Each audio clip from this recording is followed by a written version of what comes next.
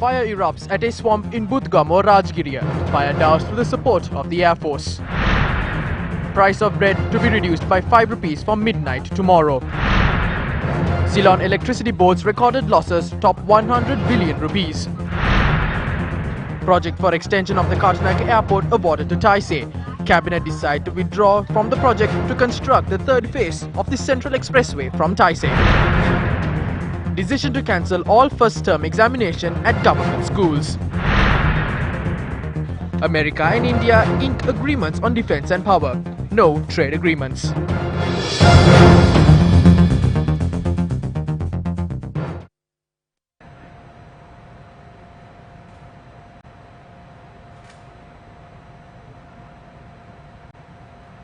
Starting off with our top story this evening. A fire erupted in a swamp adjacent to the Madinagura swamp in Rajgiriya, located within close proximity to the parliamentary complex. Now, the fire erupted this morning. 4 fire trucks were dispatched from the Sri Jayawardhanapura Fire Department to control the fire. Dousing the fire was extremely difficult as the fire erupted close to the swamp.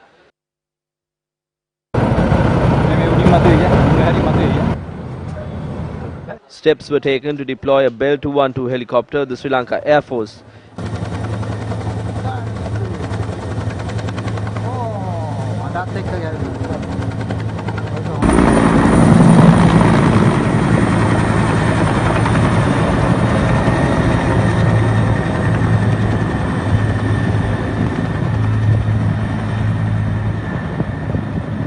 Police suspect that the area was used by moonshine smugglers as a number of barrels used to distill moonshine were found at the site. According to the area residents, smugglers of moonshine had set the forest ablaze.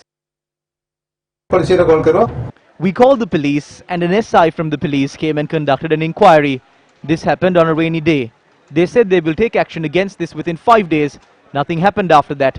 We suspect that they were doing something with illicit liquor here. We suspected.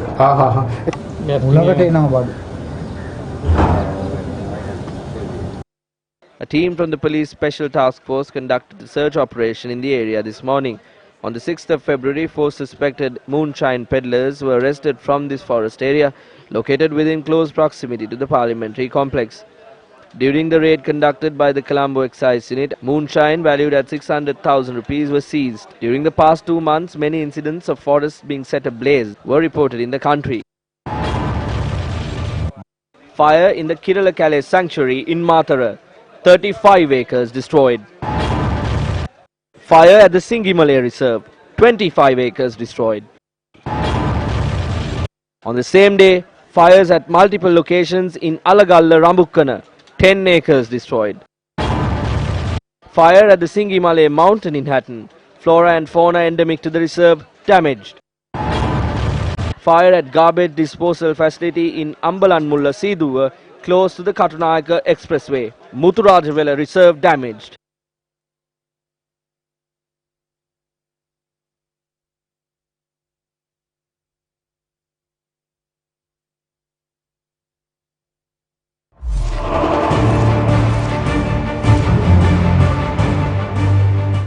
Newsfirst has been continuously exposing the power mafia, which is thwarting the process of ensuring uninterrupted supply of electricity to the people. Now we bring this matter to light once again, as the people of this country have the right to know about the occurrence of such acts in the face of the current weather condition. While an exclusive group earns massive profits, Minister Mahinda Amuruvera said that the expected losses of the Ceylon Electricity Board, which is run on public funds, amounts to more than 100 billion rupees this year. The losses of the CEB amounts to more than 100 billion rupees this year. We are in a difficult situation. I responsibly state that we will not allow power cuts to take place. We are supplying electricity even during the dry weather. Prices may increase slightly and the government may suffer losses. Over the last 5 years, not a single power station was built. At this rate, it was questioned as to whether power stations could be built. I took a decision in that regard. We have made preparations to launch an eco-friendly LNG power plant in Keravalapitia. Construction of the power plant is expected to conclude within a couple of years. Thereafter, we will also set foot onto 2 other power plants. The CEB will be able to earn profits by 2023. The objective of the minister is good. However, doesn't the minister have a responsibility to investigate the losses of the CEB? The 300 megawatt LNG power plant, as stated by Minister Mahinda Amaravira, is a project which has not been realized for several years. There are no supply and storage facilities for LNG plants in our country. Accordingly, this power station will be built to operate on diesel or fuel before converting to LNG. The tender process pertaining to the Keravalapitia plant has been continuously mired in corruption. Under the previous administration, a decision had been made to award the tender to Lanka Transformers Limited, or LTL, in which the CEB holds a majority of the shares. This decision has been made while cancelling out companies which have been in the industry for several years and those which are capable of benefiting the country. The bids put forward by Lanka Transformers Limited for each unit of electricity were seen to look lower than the other companies by excluding taxes. While several entities have challenged the tender process, how can the minister give an assurance that the power station will be constructed? In 2006, a new company named West Coast Power Private Limited was launched in a bid to construct the 300 megawatt power plant in Keravalapitia. The government held 50% of the shares in West Coast Power, while the CEB-owned Lanka Electricity Company Limited held 18.2% of the shares, with the Employees Provident Fund and the Laktanavi Limited holding 27.1% and 4.8% of the shares respectively. As per this division of shares, the CEB should have earned most of the profits earned by this company. On the 28th of July 2018, we exposed the corrupt manner in which profits had been divided among the shareholders based on a report prepared by Verite Research. According to that revelation, Laktanavi Company, which held only 4.8% of the shares, had received 39.75% of the total profits. When the report pertaining to the division of profits had been studied by the Auditor General's Department on the 8th of March 2016, it was stated that the CEB should have received 7.1 billion rupees. However, financial records show that the CEB had received only 6.9 billion rupees. Who has benefited indirectly through these deals? A large number of profits flow out as a result of this dealing. The names of UD Jayawardena, MJMN Marikar and Ravindra K. Pitigala have surfaced continuously in these transactions. However, they have been operating in their businesses smoothly under the Rajapaksa administration, the Good Governance government and the present government. On behalf of the public, we wish to question as to why an investigation is not being carried out into the transactions of these individuals. Now following is another revelation of the electricity mafia on our special segment, Action TV.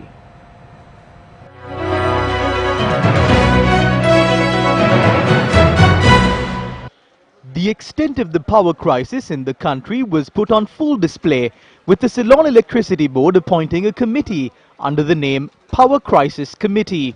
The committee, comprising of the General Manager of the CEB and a number of additional and Deputy General Managers, met on the 23rd of January. At the meeting, they decided to impose mandatory power outages due to the lack of a solution to the power crisis in the country. The responsibility of communicating this decision to the Public Utilities Commission of Sri Lanka falls on the CEB's Additional General Manager of Corporate Strategies and the Deputy Secretary of System Control.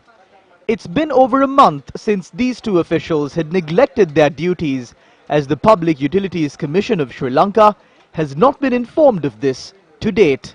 Against such a backdrop, the General Manager of the Ceylon Electricity Board wrote to the PUCSL in a letter dated yesterday, explaining the reasons for the unauthorized power outages in the Gampaha district on the 3rd of this month.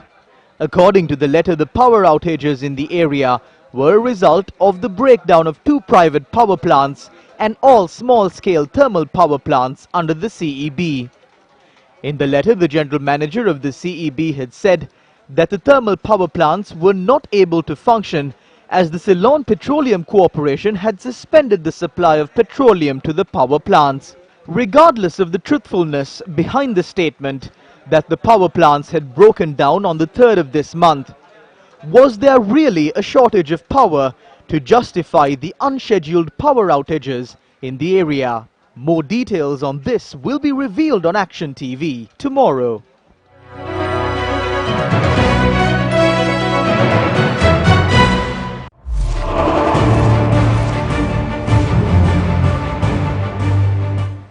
The Cabinet has decided to revoke the contract with Japan's Taisei Corporation for the construction on Phase 3 of the Central Expressway.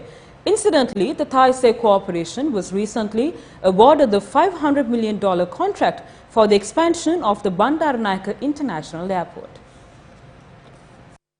The Taisei Corporation has faced a slew of allegations in Sri Lanka and overseas in recent times over irregularities in awarding contracts. Amidst those issues, the contract signed to construct the third phase of the Central Expressway takes center stage. The Taisei Corporation was excluded from the first tender process for the project as a result of failing to deposit the mandatory bond along with their bid. When tenders were recalled, the Taisei Corporation submitted the highest bid. Following a request submitted by the Sri Lankan government to the Embassy of Japan, the Fujita Corporation also submitted a bid for the project, but was disqualified, resulting in the contract being awarded to Taisei. At that time, Taisei was facing allegations of impropriety over a major sinkhole on a major road in the city of Fukuoka, Japan. The cave-in occurred while the Taisei Corporation was doing excavation work for a tunnel. The Taisei Corporation has fallen into disrepute globally due to the scandals involving tender processes. In February 2017, Japan's Fair Trade Commission accused the corporation of carrying out tender fraud. The company was charged with the criminal offense of violating anti-monopoly laws in Japan. In its annual report, the Taisei Corporation admitted guilt and apologized for their actions. The Taisei Corporation was also suspended from involvement in construction work for the 2020 Tokyo Olympics after its executives were accused of impropriety in the tender process for securing these contracts.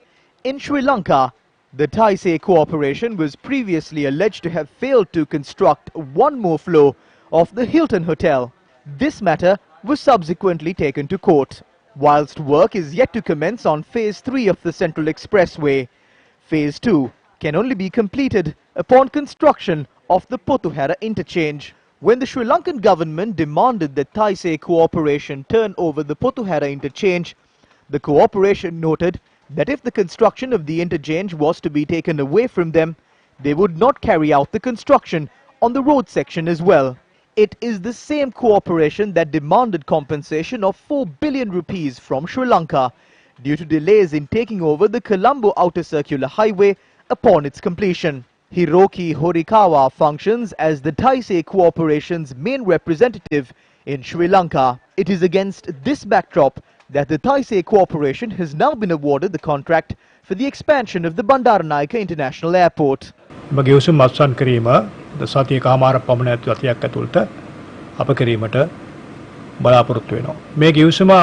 We are hoping to sign the agreement within a week or a week and a half.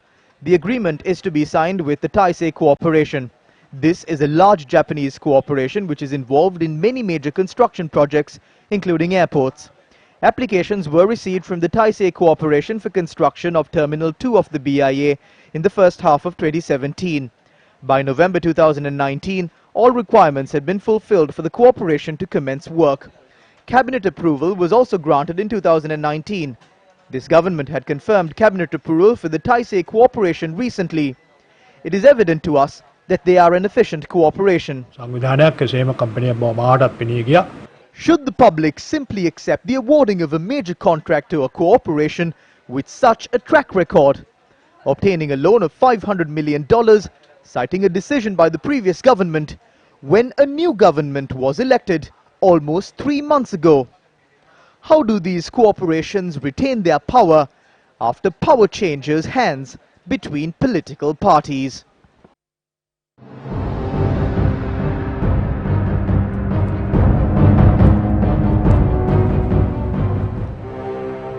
Foreign Minister Dinesh Gunawardena has arrived in Geneva to attend the 43rd UNHRC session, which is currently underway. Now, speaking to News First, Secretary to the Foreign Relations Ministry, Ravinath Yarasinghe, said that the ministry is due to address the UNHRC session at 10 a.m. Geneva time tomorrow. Former prominent member of the Navy going to Geneva and handing over defendant statement. He should have been a defendant before he delivered such a statement. This is not right. I want to make my stance and the stance of the government very clear with regard to the charges levelled against the armed forces and the government on the alleged violations of human rights during the war. We will not allow war heroes to become defendants. A majority of the world leaders have personally assured me that they will not allow problems to arise with regard to freedom, democracy, the people's rights and our war heroes. They have promised to stand by this government. It is the responsibility and the duty of the government to protect the war heroes who fought for the motherland. There is no need to panic. There have been attacks on journalists and other groups. There are certain links that have been discovered to certain murders. Regardless of whether the suspects are citizens, state officials, members of the three armed forces or police, we will not work to protect them. පොලිසිය සේවය කරන අයද තවත් යනක සේවය කරන අයද කියලා අපිට ඒ අය රකින්න පුළුවන්කමක් නැහැ. අපිට පේන්න තියෙනවා. We can see that the group who sponsored this agreement have risen up against this. Not only them, groups connected to the LTTE are now persuading Geneva to prevent Sri Lanka from withdrawing from Resolution 30/1. We would like to state that our government, led by President Gotabaya Rajapaksa and Prime Minister Mahinda Rajapaksa, are dedicated to stand by the decision that the people have taken and to fulfill the needs of the general public. කැප වෙලා ඉන්නවා කියන කාරණාව අපි විශේෂයෙන්ම ප්‍රකාශ කරන්න ඕනේ. මාත්‍යෝ මතක තියාගන්න මේ Remember that it was Mahinda Rajapaksa who laid the foundation for Resolution 30/1. It was he who brought down Ban Ki-moon and said that we have done mistakes and said that we will look into them. It is the same Mahinda Rajapaksa who now opposes this. ජනතාව මුලා කිරුවා කොහමද? මහින්ද මාත්‍ය අනේ දෙයියනේ සිංහල ජනතාව බේරගත්තේ නායකයා. මෙයා After that, he deceived the people, saying that he would be taken and strapped into the electric chair. The UNP raised all traces of this electric chair within 4 years. Now there is no talk about the electric chair. Now they are talking about withdrawing from the co-sponsorship of Resolution 30/1. This is something that will corner Sri Lanka in the international arena. වර්තමාන විදේශ The current secretary to the Ministry of Foreign Affairs, Ravinath Yarasinghe, functioned as the permanent representative of Sri Lanka to the UN at the time that Resolution 30/1 was co-sponsored. As the permanent representative, he had written to the Minister of Foreign Affairs at the time and told him not to co-sponsor this agreement and put our country in trouble. So they had disregarded the advice of the experts in the field and co-sponsored this resolution anyway. They have proposed all of these steps based on the assumption that Sri Lanka had committed war crimes. The Tamil separatists who level all of these allegations have failed to present any evidence to support their claims. Many of these people who are said to have disappeared have travelled to European countries as refugees. යුරෝපීය රටවල සරණාගත තත්ත්වය අරන් තියෙනවා. මේ වරද නිර්මාණය වුණ This issue was first created 5 days after the victory in the war. A statement was made that we as a country had committed violations of human rights. An internal issue of the country was converted into an international affair. We have been suffering the results of these actions since then, and we are even suffering from them today. So the responsibility for all of these incidents must be borne by the government at the time that made the joint statement with Ban Ki-moon. අපි අපේ ස්වෛරී භාවය සුරකින්න ගමන ක්‍රියාත්මක කරන්නට යනවා. In more news, several views regarding the Millennium Challenge Corporation were expressed today. MCC ගිවිසුම ගෙනාවත් American corridor එනවා සෝමාවතියට. The government claimed if the MCC was signed, an economic corridor will be built and we will have to obtain a visa to visit Somavithia. The general public who was fooled by such claims voted for Gotabaya Rajapaksa. But now some claim the MCC is 70% good. Another group claims the MCC is 50% good. On top of that, President Gotabaya Rajapaksa says a committee will be appointed to study the MCC and will inquire the mandate of the general public in this regard. The majority have already rejected the MCC and this was confirmed on the 16th of November last year. What more do you need? ඔන්න මාස 3 ඒගොල්ලෝ කරපු එක. අපි ඉන්නේ MCC ගිවිසුම විරුද්ධ. ඒ නිසාම තමයි We are against the MCC. This is why the public voted for us. However, by that point, the government has already signed the preliminary agreement linked to the MCC. Even though the party representation within the Sri Lankan government changed, the Sri Lankan government remains the same.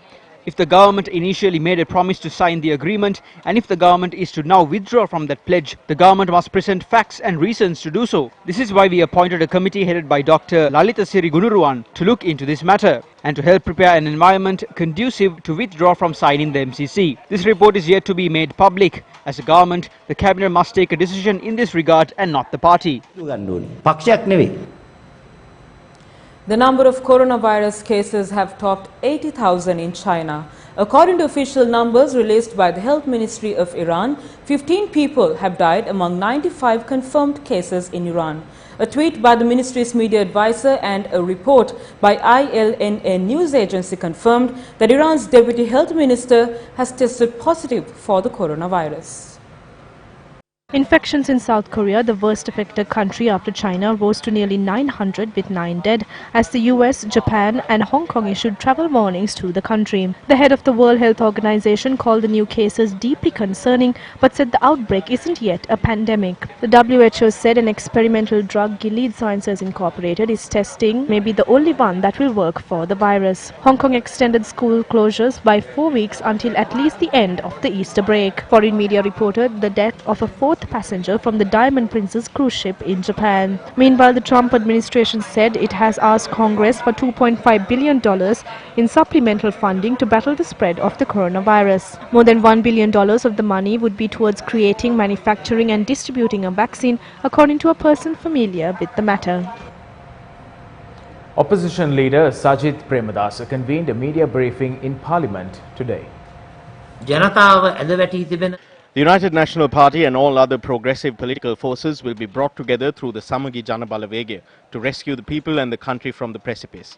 With victory in the general election, we will be able to bring forth a new transformative era in the country. As part of this journey, today the leader of the Jatika Helu Rumaya Patali Champika Ranawaka will officially become a major stakeholder of the Samagi Jana Balavege. Samagi Jana Balavege Pradhana Kotaskaruwek හැටියට අපිත් සමග එකතු වෙනවා. අපි දේශපාලන තීරණයක් අරගෙන තියෙනවා. We have made the political decision today to rally around the Jatika Helu Rumaya and to provide our patriotic commitment towards the strengthening of the Samagi Jana Balavege. We will build a strong and pragmatic local economy. We will replace neoliberal policies with a market economy that will safeguard the welfare of the most vulnerable in our society. A new tax policy will be introduced. We will tax the haves to ensure the welfare of the have-nots. We must end the era of thieves. We will end the era of the white-collar criminals. We will bring the fraudsters in the stock exchange to book, regardless of their status. We will bring to book all those who have been involved in bond scams dating back to 2008. We will take action on the Airbus deal and other corrupt dealings to establish pure governance. For the first time in history, a new political movement is being established to stand against the rule of thieves and the rule of cronies. There are no princes and princesses to crown in this new political movement. No one on this stage, be it the chairman or the secretary, have any disrepute in their history. There is no blood on their hands. We are embarking on a clean journey. The new generation has fresh hopes. We ask everyone to join hands with us. අත්වල බැඳ ගන්න කියලා අපි සෑම ජන කණ්ඩායමකම පිරිස් වලට කියනවා. ඒක ඔය ඔබතුමා එක්සත් ජාතික නියෝජ්‍ය නායකයන් ඒකාන්තයේ ඉන්නවද ඔයකදී ඉවත් වෙනවද මොකද්ද? එක්සත් ජාතික පක්ෂයෙන්ම You are asking this question without having read the announcement issued on January 30th by the UNP Working Committee that the Deputy Leader of the party, Sajith Premadasa, will be the leader of the alliance, the Prime Ministerial candidate and chair the nominations board. This is an instance where everyone is coming together to form the Samagi Jana Balavege. ජන බලවේගයක් නිර්මාණය කරන්න එකතු වෙන අවස්ථාව. The Ministry of Education decided not to conduct first-term examinations across all government schools in the future. The Ministry of Education said the first term would be dedicated for sports and extracurricular activities and there would be no first-term examination across all government schools in the future. However, this measure would not apply for the first term of 2020 as schools are already prepared for the first-term examinations. In more local news, the Ceylon Bakery Owners Association says that the price of a 450-gram loaf of bread will be reduced by 5 rupees with effect from midnight tomorrow. Addressing a media briefing in Colombo today, the chairman of the Bakery Owners Association said that the price reduction would take place to pass on the benefits of the tax concessions to the public. A report published by the World Bank said that Sri Lanka has the worst road fatality rate among its immediate neighbors in the South Asian region. It added Sri Lanka needs to make $2 billion additional investments over the coming decade to achieve a 50% reduction in national road crash fatalities. The study by the World Bank pointed out that the estimated annual road crash deaths per capita in Sri Lanka is twice the average rate in high-income countries and 5 times that of the best-performing countries in the world. As per data in the report, an average of 38,000 crashes happen annually, which result in around 3,000 fatalities and 8,000 serious injuries.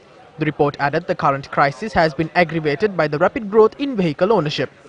The study pointed out vehicle ownership in the country is already high by regional standards and grew by 67% between 2011 and 2018. According to the report, if this trend continues as expected, the number of accidents and crash fatalities will increase unless urgently required measures are implemented. The report added analysis based on countries that have achieved 50% reduction in road fatalities indicated an estimated 7% to 22% increase in GDP and welfare gains equivalent to 6% to 32% of GDP over a 24-year period. Is this, in essence, another indirect attempt to bring in the MCC? An election is at hand. Do not allow the corrupt, the fraudsters, thugs, drug and alcohol smugglers to be your representative. Think before you vote. It is your decision.